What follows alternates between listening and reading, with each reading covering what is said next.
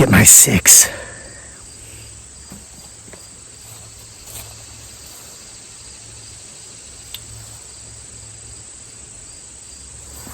Boom! Look what's back in stock and available with signature on our Etsy site. Link in the description box below.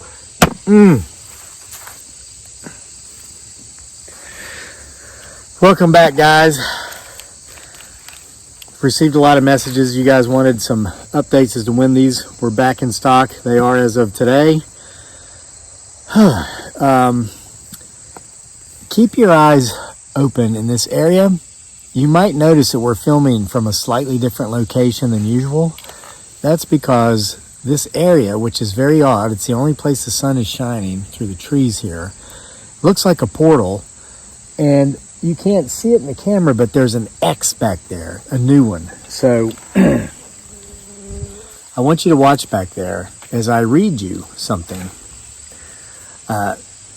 You remember last October, we did this with October Nights. Every day for October, I would read a story from the book of October Nights.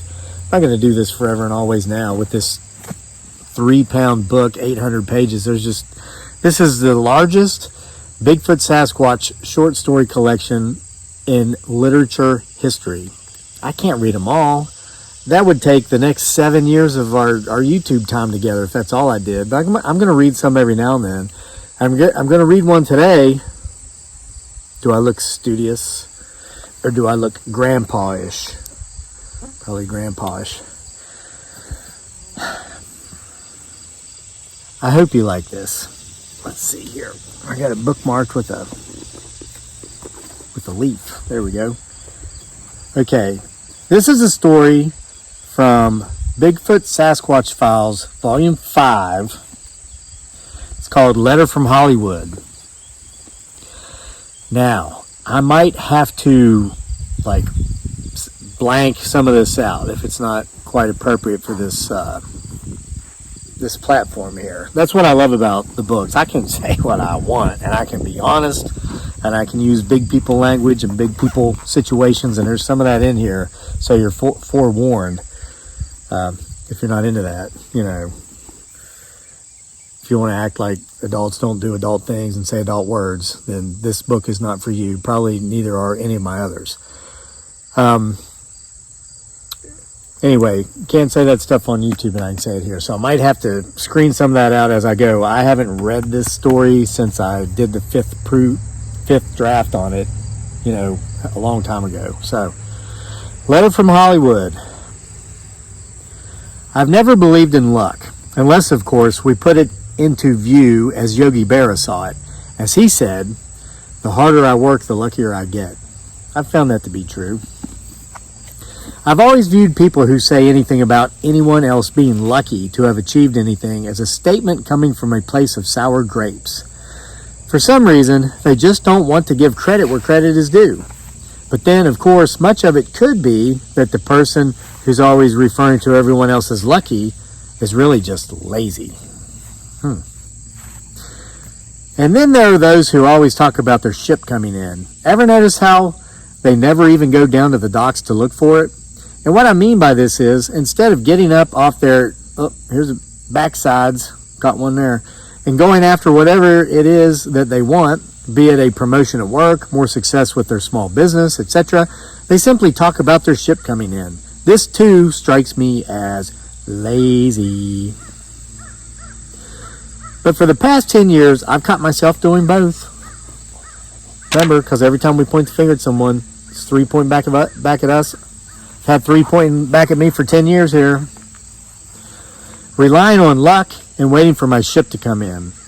Time to take control and get up off my backside, I thought, a couple months back, when I'd come to this realization, and I did. And here's how it all went. Okay, what am I talking about? In what area of my life did I want to get lucky? What ship was I waiting to come into my personal port of existence? A Letter from Hollywood. And again, that's the name of this story. A Letter from Hollywood. Yes, you read that right. A Letter from Hollywood. So here's the deal. My family and I used to be poor. Very poor. No, that's not very accurate. We were even poorer than that. We were third world poor. And let me tell you, poverty does not exist anywhere in America like it does in third world countries. There are no benefits offices to run to. There are no EBT cards for free food. And you do not get free medical treatment if you get sick or injured and go to the hospital. If you don't have the money to pay for your treatment, they will not treat you. They will let you die in the waiting room and then charge your survivors a fee for having to remove your body. And none of this is an exaggeration. My wife is Filipina, and I lived in the Philippines with her for nearly 6 years, and it's where our son was born, so he was there too, of course, and man, were we desperate. There were so many nights, and by so many, I mean most nights, that my wife and I would go to bed raging hungry, but happy in knowing that we'd somehow managed to see that our son ate again that day. While lying in bed, hungry, my wife and I would often talk of just about anything in order to keep the other from hearing our stomachs growling. One of our favorite fantasies to talk about was getting a letter from Hollywood. Some big production studio claiming that they'd read one of my novels or short story collections, like this one, and that they thought it was so damn good that it just had to be turned into a movie for the big screen. And since I was still relatively young and marginally attractive, I mean without, the grandpa glasses, I just had to star in it. We'd laugh so hard while having this conversation, we couldn't hear our bellies growling, and sometimes we'd wake up our son. Dang it. I changed that word. I caught that one in time. I said a couple months back when I came to my aha moment about waiting around on luck and boats and realizing I was only being lazy. What? My wife asked. The letter from Hollywood. Oh, yeah, she said and laughed, thinking of the memories. What about it? Why am I waiting around on it, I said. I'm going to go to them. You're going to go to Hollywood, my wife said. I want to go. No, I told her. I'm not going to go to Hollywood. I'm going to contact some of these online companies that make all these made-for-internet originals like Amazon and Netflix and even Hulu. Why? She asked. Bigfoot Sasquatch Files, I told her. Wondering why she hadn't seen it before me and pointed it out to me. What? She asked. Bigfoot Sasquatch Files. Available with personal autographs. If you buy from our Etsy store, the link is in the description box below. Not sponsored, but kind of because I wrote it. I don't know what you would call it, merch sale. Okay. Where was I? No. Bigfoot Sasquatch Files, I told her, wondering why she hadn't seen it before me and pointed it out. What? She asked. Bigfoot Sasquatch Files, I said again. All those short stories in that series are really starting to pile up. 3 pounds worth. And they're great. People love them. I get tons of 5-star reviews on Amazon and a bunch of 1-stars from trolls I banned from our YouTube channel. Yes, we know you happily spend a few bucks on the e-version of my books so you can leave a 1 out of 5 stars review. Please, please, pretty please, please keep doing it because we need the money. That's a good idea, she said. I immediately ran upstairs to my office, which is in one of our spare bedrooms, to send out inquiry emails to all the online movie studios. However, the bed in my office looked inviting, so I took a nap. But I sent those emails out after I woke up, by God. No more waiting on Hollywood. I was going to them. Weeks passed, and I heard nothing from any of the online studios, and I'd pretty much started thinking the whole thing had just been another one of my pie-in-the-sky ideas. I've had plenty throughout my lifetime, but hey, sometimes they've worked out. And then I received an email from one of the online studios. They're coming, I yelled while running down the stairs to tell my wife. Who comes? She says. Hollywood, I said, still screaming, even though I was now downstairs and in the kitchen where she was. She was cooking something that involved chicken feet and tons of soy sauce. We'd no doubt be eating whatever this strange concoction was over mountains of plain white rice. Really? She said, not sounding too enthusiastic, but I knew her mind was elsewhere, on the chicken feet. It's her favorite food. True story. Yeah, I said, and they're going to let me be in the show. I get to play the role of Crazy Lake. Who they get to play Bigfoot Sasquatch? My wife asked. Well, that's just it, I said. I've convinced them not to get an actor to play the role of Bigfoot Sasquatch. I told them I'd draw the real ones out onto the sets by doing the weird crap, change that word for you, I do to draw them into my YouTube videos. I run around like a madman with my clothes inside out while brushing my teeth and wielding a sledgehammer, low crawl with a chainsaw in one hand and a machete in the other. You know how I roll. When they come here, my wife asked. Day after tomorrow, I said. And we were so happy about our letter from Hollywood, even though I'd actually been the one to send it, and it was an e-version by way of email, and this online movie studio was out of Newark, New Jersey, but hey, it's all the same thing, just more modernized, right? Our letter from Hollywood had become a reality. I'd like to say that things went great and that we shot our entire first season of Bigfoot Sasquatch Files, the E-Show, but that's not how things went. Okay, I've just got one question, the director said after going over the screenplay for the first episode. It's the first time I'd ever written a screenplay. You'd think it would have been easy, since I simply converted one of my old YouTube videos to screenplay form, but there is way more to it than that. You have to write in, like, the instructions for the cameraman and all kinds of stuff. Here's an example. Camera zooms in on Crazy Lake.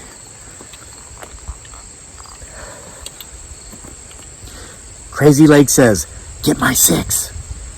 Camera zooms out and focuses on forested area behind Crazy Lake. Camera pans slowly left. Pauses for 3 count. Camera pans slowly right.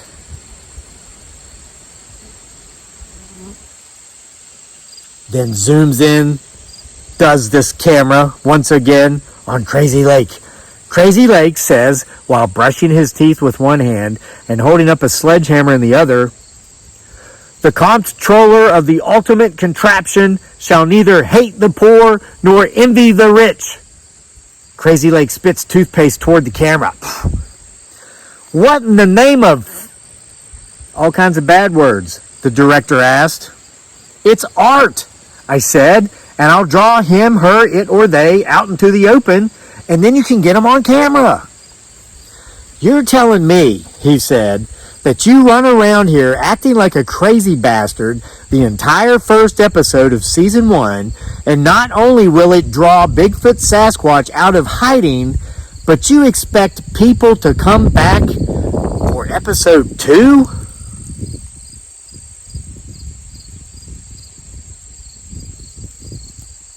"Potentially," I said. "Potentially what?" he said. He sounded very frustrated, and we'd only been working together for half an hour, but I kept my chin up. I'd always seen these director types portrayed as prima donnas in their movies, so I figured that's all it was. "Potentially both," I said. "We'll draw the creature out, get him, her, it, or them, if there's more than one of them, on camera, just for a glimpse. And then people will come back to watch episode 2 to see if I've completely lost my marbles. It's like a train wreck. People just can't look away from that crap." "Nah. Maybe." "Let's try the first scene," the director said, sinking his head, his shaking head into the palm of his right hand as he held his right arm up at the elbow with his left hand, which was crossed over his chest. Man, one thing was for sure. This guy was striking me as a pretty good director. He looked completely disgusted by my screenplay and ideas. I really felt like we were going to do great with this. But we didn't.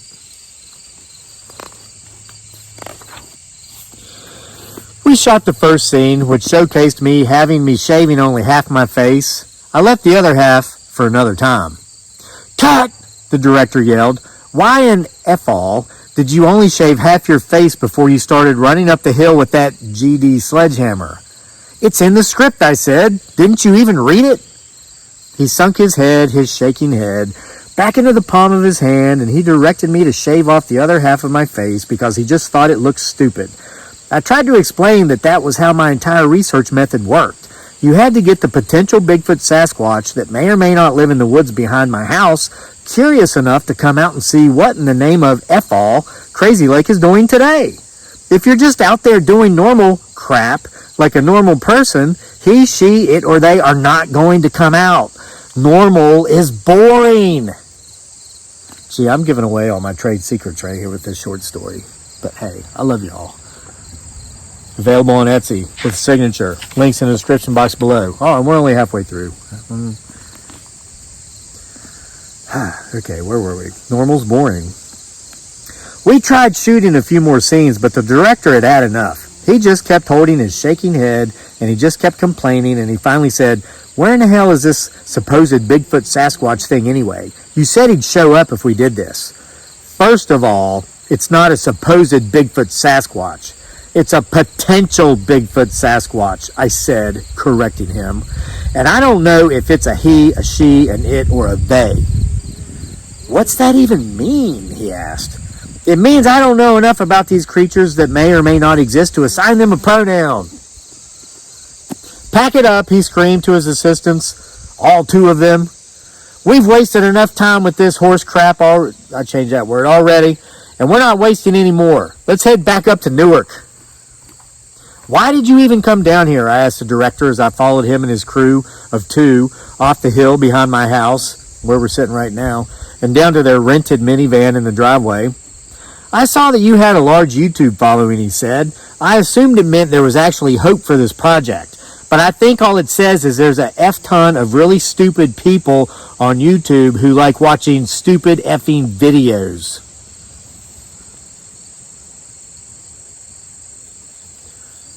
Wow, I said, I'll pray for you. And I did. I asked God to please bring him and his crew and their families the same health, wealth, and prosperity that he or she or it or they have so blessed me and my family with. And then I told him not to forget to shut the gate on his way out and not to let it hit him where the good Lord split him and not to waste his time in coming back because he wasn't welcome. He is banned. And they left.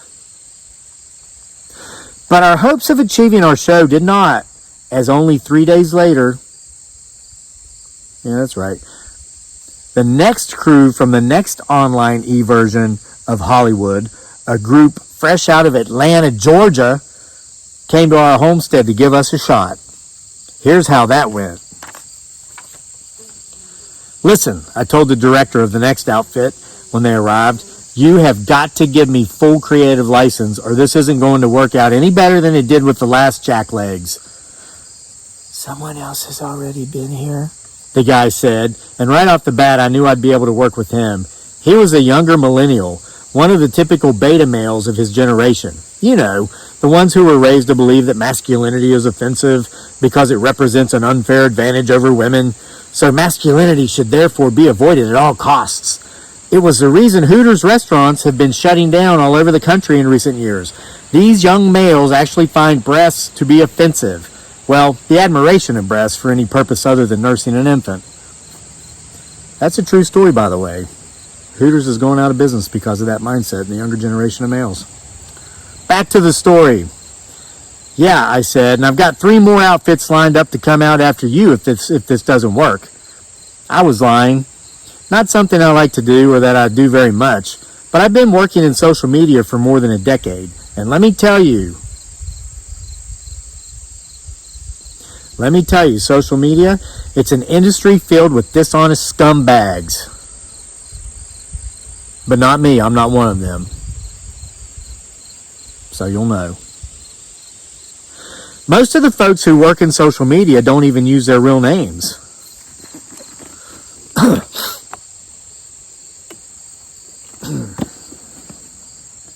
Mostly so they can make fake news, claim to have reliable sources, etc., and then avoid any repercussions when and if the truth comes out. This guy was going by the name Peace Be For All. It was written like this. Some letters, some numbers. And I seriously doubt his mother named him that. But hell, who knows? Anyone who would raise a male to view masculinity as offensive and the admiration of breasts for any purpose other than feeding an infant as offensive would probably mind screw her young male child in just about any way, to include giving him an effed up name like Peace Be For All. Could have been his real name. You never know. We'll do it your way then. Well, wait a minute. I read that wrong. I got to get back into character. We'll do it your way then, Peace Be For All said, barely audible, because he spoke mostly in whispers. I guess he didn't want to give any indication that he'd gone through puberty a few years back, and the influx of testosterone had made his voice deeper. It might offend someone. At any rate, we got set up. They got the cameras rolling, well, their iPhone 11S's, and we were off. I started out with the typical, get my 6, and started going around my place acting bat crap crazy. I figured I'd throw in a new trick or two, something that the potential Bigfoot Sasquatch that may or may not live in the woods behind my house may or may not have seen yet, because it's always possible while sleepwalking or while having a PTSD-induced flashback, I might have unknowingly been outside doing this crap before. Just saying. I got one of my wife's sports bras and strapped it to my forehead, like those guys in the old movie from the 1980s, Weird Science. You know, when the guys were trying to create a woman. It had no effect on the director because I don't think he knew what it was, but he was not my primary concern. Bigfoot Sasquatch was, and I always felt as if the males of the species probably had pretty high libidos. Men were still men where Bigfoot Sasquatch came from, as I saw it. Next, I put a burlap sack over myself. I'd cut a hole in the bottom of the center. So when I turned it upside down and slipped it over my head poked through. I didn't create any holes for my arms. Instead, I folded my arms up in front of me and used my elbows to push the bag out, giving the appearance of having two really big infant feeders, to put it in the words of our director, Peace Be For All. I knew I was taking a risk of any alpha male Bigfoot Sasquatches that may or may not have been hiding in the woodline coming at me to have his way with me. But I'd been running and cycling a lot, and despite looking like an old man with a big Twinkie tummy, I knew I could run fast enough to escape him because I was not getting any closer than 50 yards from the woodline. This would give me just enough of a head start to make it into the house. As far as Peace Be For All went, well, may the God of his choosing be with him. So I did a couple of passes in front of the woodline behind our family's campsite at the top of the hill behind our house, right here where we're sitting right now. And on my third pass, I turned to face the camera, well, the iPhone 11S's, that was at my 12 o'clock, making sure not to look directly into the camera. That's how the viewers can tell the video is fake.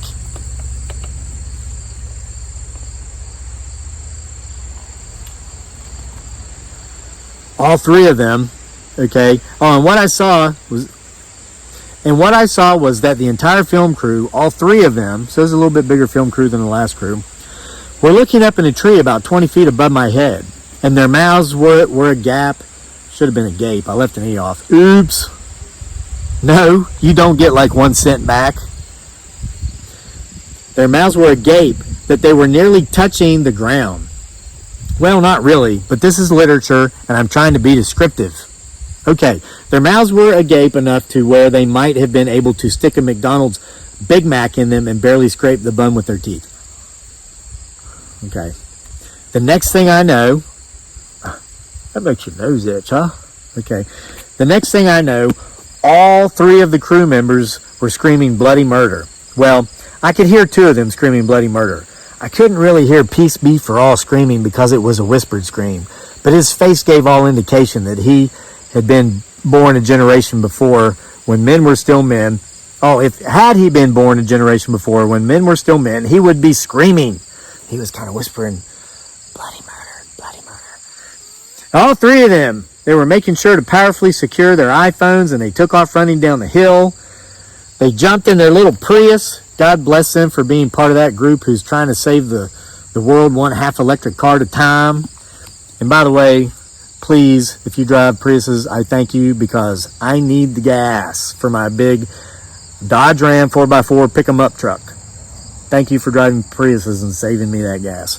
All right. They got in their little Priuses, blah, blah, blah. Headed back down to Atlanta. They never said a word before leaving, and I never heard from them after that. After they'd driven off, I slowly turned and looked up in the tree where they had been gazing. I may or may not have seen what it was that scared them off, and it may or may not have been salivating at the mouth, eyeballing me too, as if I were the feeder of infants.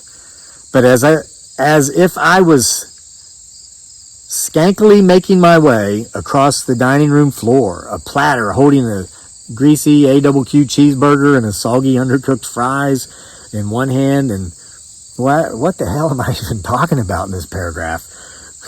And a mug of stale beer in the other. Okay, I guess this thing in the tree that was salivating at the mouth thought I looked delicious. Needless to say, I ran like hell for the house, and there was no potentially about it. Unfortunately, our letter from Hollywood, which had actually been a letter from me to Newark, New Jersey, and Atlanta, Georgia, of course, letters which were responded to, did not pan out. Yet. We've not given up hope, but I guess for the meantime, I'm kind of taking the loser's way out, and that I'll just wait a little longer for my ship to come in, and hopefully, in time, I'll get lucky. The end. Whew, that was a long one. Bigfoot Sasquatch Files Anthology 1, Volumes 1 through 10, combined, the largest collection of Bigfoot Sasquatch short stories ever put together in the history of literature. Available from our Etsy store with an autograph, personal autograph from me. The link's in the description box below. Thanks for being here with me for another episode of whatever the hell this show's about here on Homesteading Off the Grid. See you for more next time.